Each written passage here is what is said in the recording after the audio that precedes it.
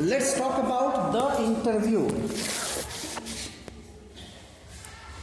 Christopher Sylvester की लिखी हुई ये रचना है, कहाँ से ली गई है? From the introduction to the Penguin book of interviews edited by Christopher Silvester. Penguin book of interviews एक बड़ी किताब छपी जिसमें कई सारे इंटरव्यूज छपे। उसमें इंट्रोडक्शन में यानी शुरुआत में जो एडिटर ने लिखा है वहीं से उठा के आपके सिलेबस में दे दिया गया। कौन है Christopher Sylvester? Was a student of history eight Peter house Cambridge. Cambridge यानी लंदन, कैम्ब्रिज यूनिवर्सिटी के विद्यार्थी रहे हिस्ट्री के। He was a reporter for Private Eye for 10 years and has written features for Vanity Fair. तो private आई magazine कह लो या newspaper कह लो या कोई मीडिया कह लो, उसके रिपोर्टर रहे ये 10 साल तक। बाद में इन्होंने वैनिटी फेयर के लिए भी लिखा। तो जो इंटरव्यू की जो किताब थी वो क्या है? An anthology from 1859 to the present day. 1859 से लेकर के प्रेजेंट डे तक कई सारे लोगों के इंटरव्यूज जो फेमस हो रहे होंगे उनके इंटरव्यूज का एक कलेक्शन है वो। तो चूंकि ये इंट्रोडक्शन है तो इसमें आप इस चैप्टर के माध्यम से इंटरव्यू के बारे में थोड़ा जानेंगे और इस चैप्टर को आप इस नज़रिए से देखिए कि भविष्य में, बढ़िया चैप्टर उसको, भविष्य में कभी भी कोई नौकरी पानी होगी अगर, तो कभी ना कभी आपको इंटरव्यू फेस करना होगा। अभी फुर्सत में हो तो बल्कि इंटरव्यू कैसे देते हैं इस पर मैंने 2 वीडियो पहले का बनाया हुआ है। आज अगर याद रहा तो मैं आपको शेयर कर दूंगा ग्रुप में, एक बार देख जाना। लैंग्वेज वालों की यही जिम्मेदारी थोड़ी सी बढ़ जाती है। लैंग्वेज वाले केवल आपको सब्जेक्ट नहीं पढ़ाते, आपके व्यक्तित्व का भी निर्माण करते हैं। आपकी पर्सनालिटी बेहतर कैसे हो, प्रेजेंटेबल कैसे हो। तो प्रेजेंट अगर आप चीज़ों को बेहतर करेंगे तो उसका रिजल्ट बेहतर मिलेगा आपको। जैसे एक बात आपके एग्ज़ाम पर भी ये बात लागू होती है जो आप एग्ज़ाम देने जा रहे हैं बोर्ड वाला। शायद मैंने पहले कभी समझाया होगा उस उदाहरण से कि किसी को प्यास लगी है, आप किसी मटमैले बर्तन में उसको पानी देंगे पीने के लिए, तो 1 गिलास की प्यास होगी तभी वो ज़बरदस्ती 2-4 घूंट पी करके छोड़ देगा, पूरा पानी नहीं पी पाएगा। लेकिन एक ही गिलास की प्यास है और बढ़िया शानदार तरीके से बढ़िया चमचमाती गिलास में या साथ में प्लेट में कुछ और रख करके आप उसको देंगे तो 1 गिलास की जगह 1.5 गिलास पी जाए। It means presentation matters. आप चीज़ों को प्रेजेंट कैसे करते हैं। तो एग्ज़ाम में आपकी राइटिंग है प्रेजेंटेशन और इंटरव्यू में आपकी पर्सनालिटी है प्रेजेंटेशन। क्या पहन कर गए हैं, किस तरह से बातें कर रहे हैं, जवाब कैसे दे रहे हैं, रिस्पांस क्या है आपका, एटीट्यूड क्या है आपका आई कांटेक्ट क्या है, तमाम बातें होती हैं। फिलहाल इसमें आगे बढ़ते हैं। Since it's invention a little over 130 years ago, मतलब लगभग 130-40 साल पहले इसका आविष्कार हुआ, इंटरव्यू नाम की चीज़ का। The interview has become a common place of journalism. और ऐसा नहीं कि केवल नौकरी देने वाले ही इंटरव्यू लेते हैं, कई बार फेमस पर्सनालिटीज़ का भी इंटरव्यू होता है, बाकायदे बैठा करके उनको बातें की जाती है, वो इंटरव्यू ही है। अगर नहीं देखा होगा या शौक नहीं होगा देखने का तो कुछ चीज़ें बता दे रहा हूँ, जाके खाली समय में रील्स देखने से बढ़िया है वो इंटरव्यूज़ देखिए आप। जैसे एक लल्लन टॉप चैनल पर बरगद की छांव में करके इंटरव्यू आता है, जो सच में बड़ी बड़ी पर्सनालिटीज को बैठ करके सौरभ द्विवेदी बैठ करके 2-3 घंटा बात करते हैं। तो वो बातचीत जब सुनोगे तो लगेगा कि मतलब मजा आ गया सुन करके। इतनी गूढ़ बातें मिल जाती हैं उन 2-3 घंटों में। या एक फेमस इंटरव्यूअर हैं ऋचा अनिरुद्ध। ऋचा अनिरुद्ध का जो है प्रोग्राम है जिंदगी विद ऋचा, यूट्यूब पर जाके सर्च करना जिंदगी विद ऋचा, वहां भी आपको बड़े बड़े लोगों का जो है इंटरव्यू मिलेगा। आपकी अदालत थोड़ा सा अलग तरीका है, वो क्वेश्चन आंसर टाइप में है ना, और आपकी अदालत में चीज़ें थोड़ी फनी टाइप में हो जाती हैं, मतलब वो सीरियसनेस नहीं रहती वहाँ पर। सीखने वाली जो चीज़ें हैं वो या तो बरगद की छांव में देखिए, जिंदगी विद ऋचा देखिए, या एक बहुत अच्छा प्रेजेंट करते हैं,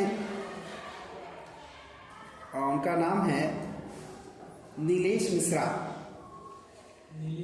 नीलेश मिश्रा उनका है कि 10 लोग, उनके इंटरव्यू का नाम है 10 लोग।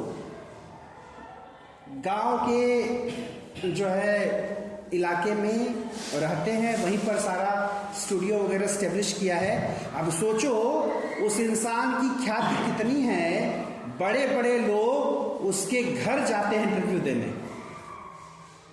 वो इंटरव्यू लेने नहीं जाता लोगों का, लोग बॉम्बे दिल्ली से फ्लाइट पकड़ के आते हैं और जाते हैं उस माहौल में जाके इंटरव्यू देने। क्या तरीका है इंटरव्यू का, बड़ा इंटरेस्टिंग तरीका।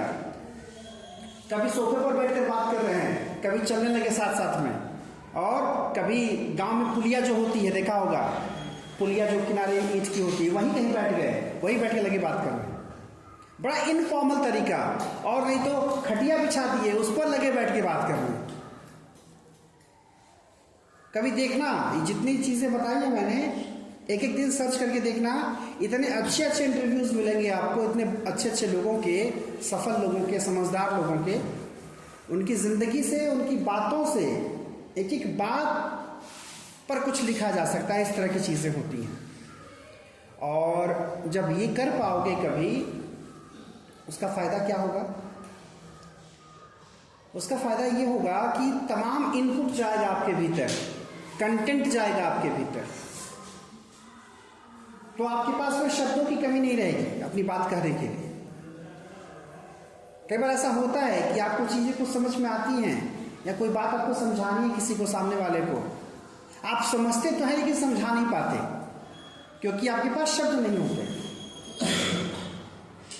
तो वो शब्द आपको कैसे मिलेंगे?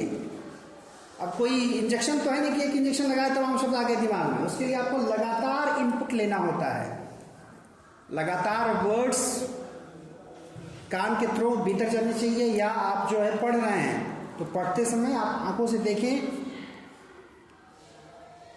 भले तुम समझो या ना समझो। जैसे अभी तुम पढ़ रहे हो, ये अभी पढ़ा ना, since it's invention a little over 130 years ago। तो ये सारे शब्द अगर तुम एक बार देख रहे हो आंखों से, तो उसकी स्पेलिंग छप रही है तुम्हारी यहां।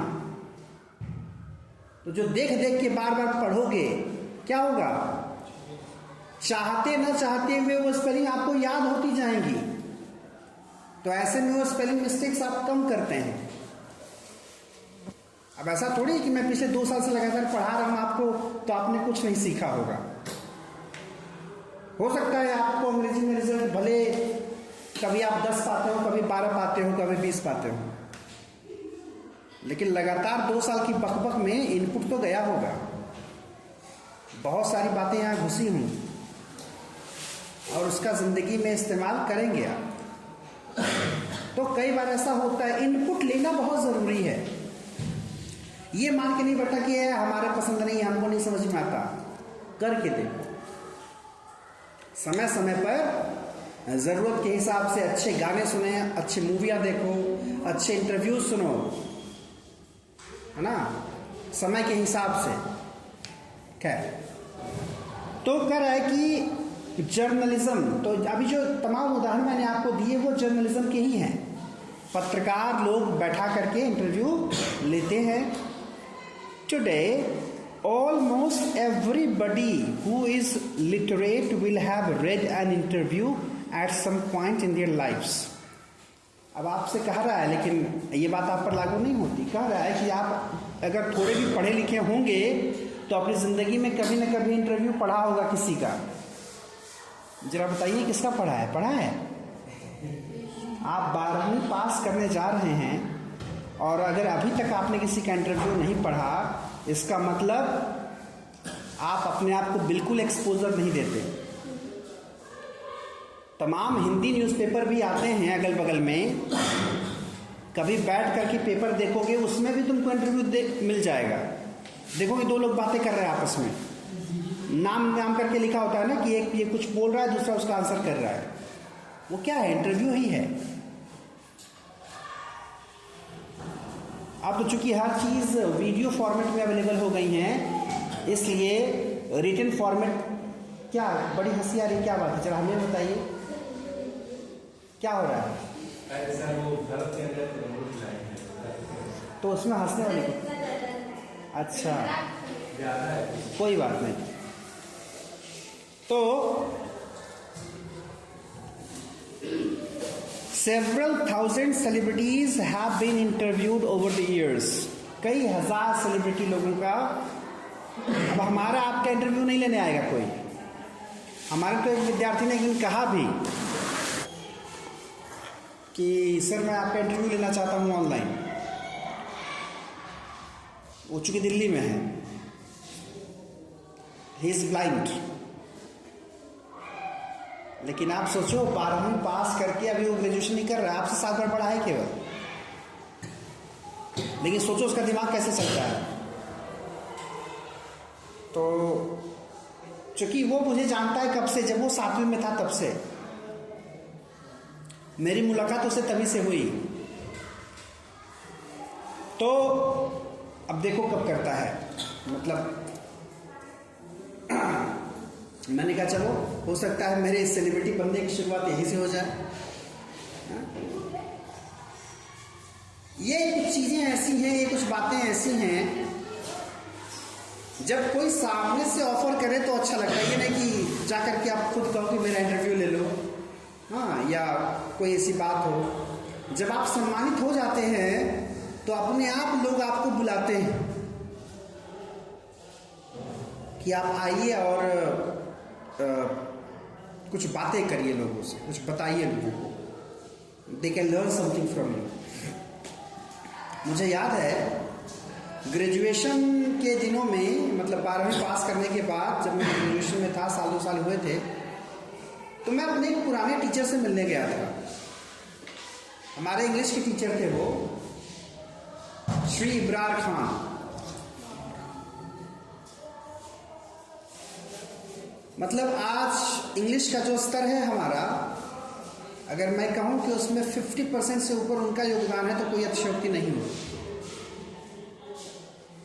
तो जब हम पढ़ते थे ऐसे ही, जो मिडिल स्कूल है बगल में, ऐसे ही मिडिल स्कूल में पढ़ा करते थे। भाई सरकारी विद्यालय के प्रोडक्ट हैं हम। तो उस समय थे वो इंग्लिश के टीचर वहाँ पर। जब हम ग्रेजुएशन में गए तो उनका ट्रांसफ़र हो गया था, प्रमोशन हो गया था, वो हेडमास्टर बन गए थे एक विद्यालय पर। तो मैं वहाँ गया। तो वहाँ जाने के बाद वो किसी क्लास में थे बैठे हुए, तो मैंने सोचा क्लास में क्या ही डिस्टर्ब किया जाए, जब खाली होंगे तो मिलेंगे उनसे। तो वो आए जरूर मिलने, पहले बाहर वहाँ पर बिठा कर पहले पानी नहीं पिलाए, तो ये तो बड़ा अच्छा लगा, आपके गुरुजी आपको बैठा कर पानी पिलाएं तो। लेकिन उसके बाद फिर वो मुझे पकड़ के क्लास में ले गए, बोले कि चलो बातें करो मेरे बच्चों से।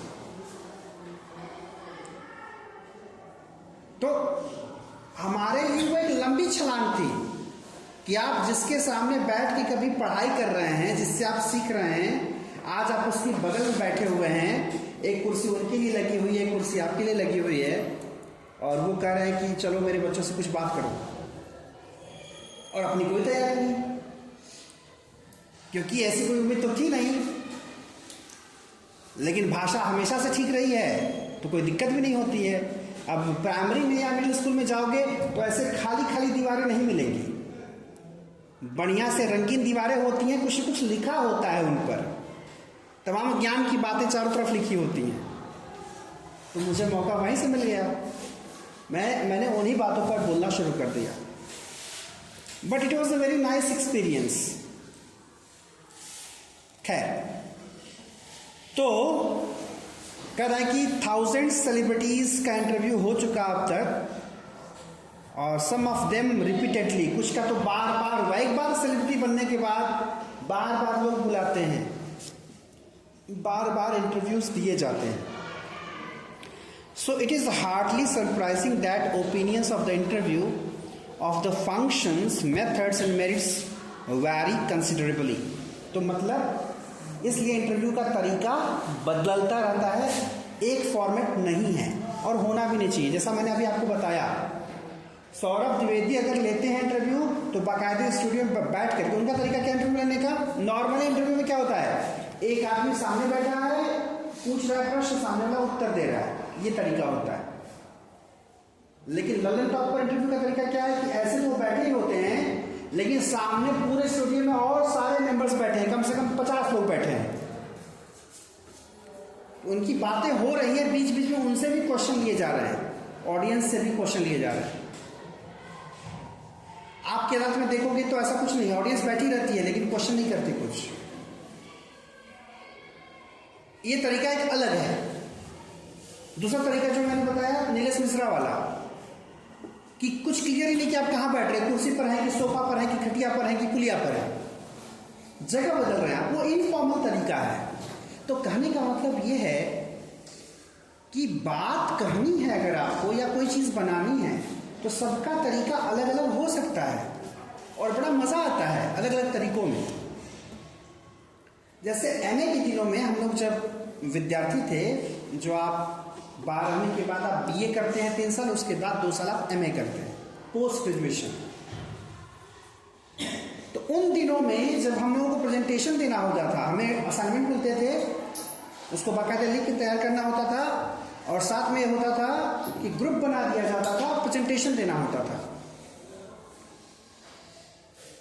तो हम लोगों ने डिसाइड किया था कि हर प्रेजेंटेशन हमारा अलग अलग तरीके का होगा, और हर बार ग्रुप में अलग अलग लोग होते थे। ऐसा नहीं कि एक का ग्रुप बन गया तो वही हमेशा रहेगा, अलग असाइनमेंट तो अलग ग्रुप। तो मुझे याद है एक असाइनमेंट में हम लोगों ने, हमें कई सारे राइटर्स मिले थे डिस्कस करने को, कई सारे पोएट्स। तो जितने लोग थे सारे लोग अलग अलग पोएट बन गए, और आ करके सारे पोएट राइटर की जो बातें हैं, जो उनकी कोटेशंस हैं, उनको अलग अलग ढंग से प्रेजेंट किया। थोड़ा सा उसका एक नाट्य रूपांतरण हो गया। जैसे मैं बना था लॉर्ड बायरन, तो बायरन कैसे थे, बायरन एक पैसे लंगड़े थे।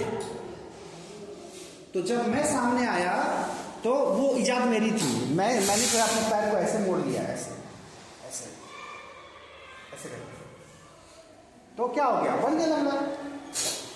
एक प्रेजेंटेशन में हम लोगों ने सब टॉपिक था अपना सिलेबस का ही, एक प्रेजेंटेशन में हम लोगों ने बाकायदे उसमें थोड़ा सा ड्रामेटिक भी किया, उसको थोड़ा सा उसमें पोइटिक भी कर दिया। एक बंदा गिटार लेके बजा रहा है, पोइट्री गा रहा है, और फिर उसके बाद सारे मिलकर नाचने लगे।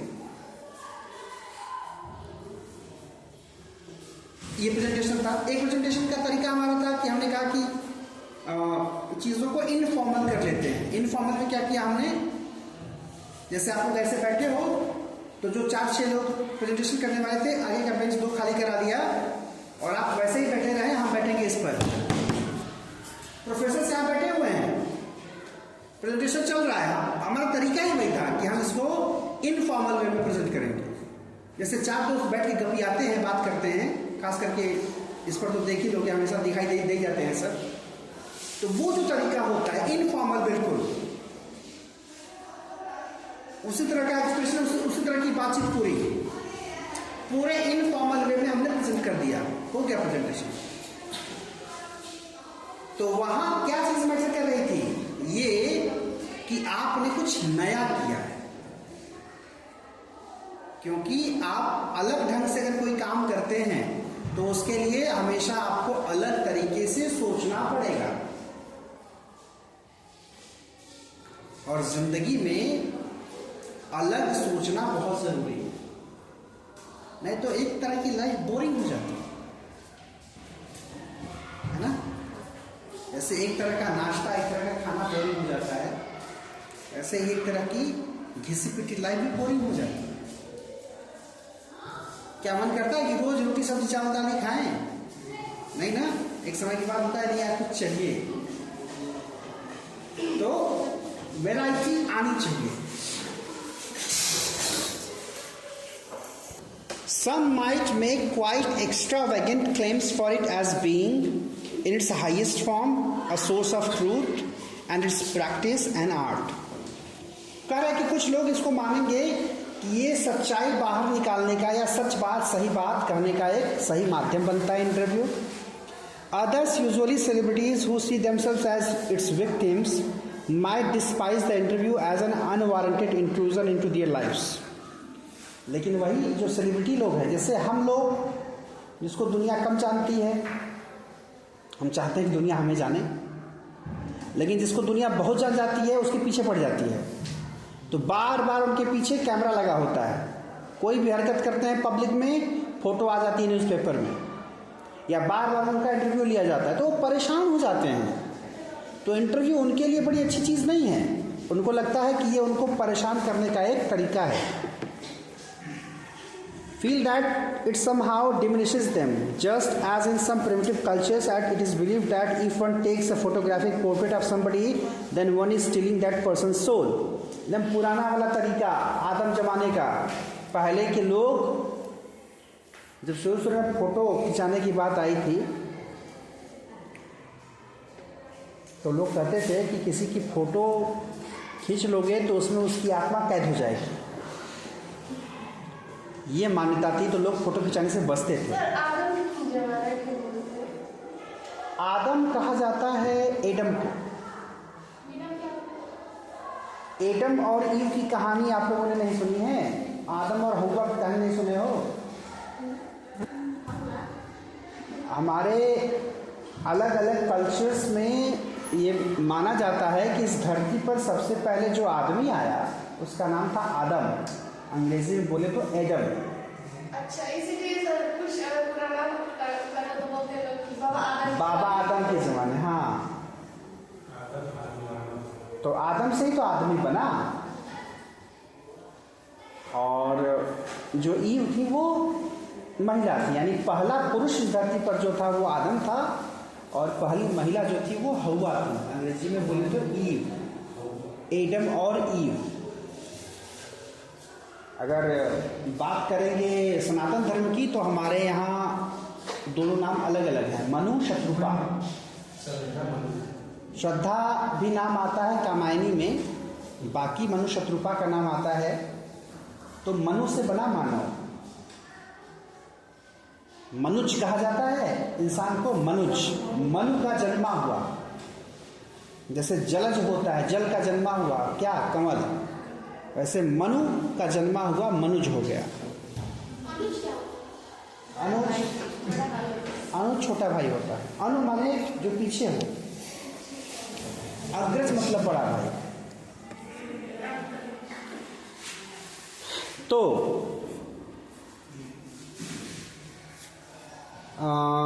V.S. Naipaul feels that some people are wounded by interviews and lose a part of themselves. V.S. Naipaul बड़े फेमस राइटर थे, इंडियन ओरिजिन के राइटर थे V.S. Naipaul। 2001 में इनको आई थिंक नोबेल मिला था। अभी कुछ साल पहले गुजरे हैं ये। इनका ये मानना था कि जो इंटरव्यू होते हैं, हर इंटरव्यू में इंसान जो सेलिब्रिटी होता है अपना कुछ हिस्सा खो देता है। Lewis Carroll, the creator of Alice in Wonderland, was said to have had a just horror of the interviewer. बड़ी फेमस राइटिंग एक है एलिस इन वंडरलैंड, इस पर कई कुछ मूवीज़ कुछ गेम्स भी बने हुए हैं। Alice in Wonderland Lewis Carroll का लिखा हुआ। वो क्या कहते थे, एकदम इंटरव्यूअर का हॉरर रहता था उनको, तो एकदम डरे, जैसे नहीं किसी चीज़ का डर हो, जब डर मन में बैठ जाए उस तरह से इंटरव्यू लेने वालों का डर जो है मन में बैठ जाता था। लुई कैरोल का ऐसा मानना है। He never consented to be interview, इसलिए वो कभी भी इंटरव्यू उन्होंने नहीं दिया लुई कैरोल ने। It was his horror of being lionized which made him thus repel would be acquaintances interviewers and the persistent petitioners for his autograph, and he would afterwards relate the stories of his success in silencing all such people with much satisfaction and amusement. तो ये तरीका उनका था लोगों को deal करने का, जो उनका ऑटोग्राफ लेना चाहते थे या जो उनका इंटरव्यू करना चाहते थे। भाई सबका तरीका चीज़ों को देखने का, समझने का अलग अलग होता है। कुछ लोग चाहते हैं कि उनके यहाँ फंक्शन हो तो खूब लोग आएँ ताकि उनका नाम हो, ताकि पता चले कि कितने बड़े आदमी हैं, कितने लोग जानते हैं उनको। कुछ लोग चाहते हैं कि कोई भी काम हो एकदम शांति से हो जाए, कोई भी फंक्शन भी हो तो बहुत शोर शराबा ना हो। कुछ जगहों पर आपने देखा होगा बहुत स्लो पेस में म्यूज़िक बजती है, और कुछ जगहों पर काम कम होता है, डीजे ज़्यादा बजता है।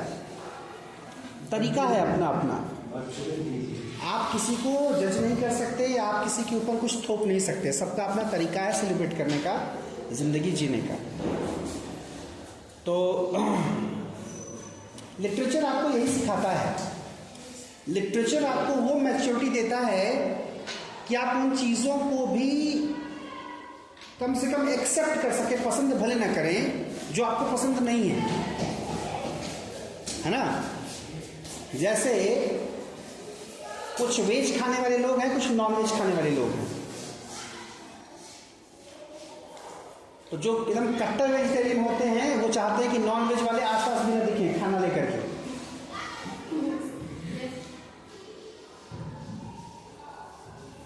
क्या है,